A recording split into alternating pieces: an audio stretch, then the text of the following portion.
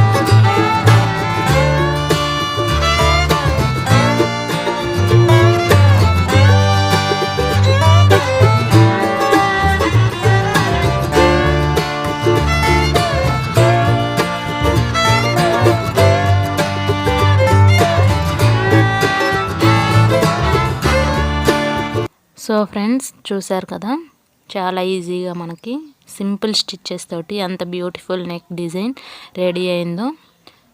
మరో మంచి వీడియోతో నెక్స్ట్ మీ ముందుకు వస్తాను. అంతవరకు నా ఛానల్ని ఫాలో చేస్తూ ఉండండి. Thanks for watching. బాయ్.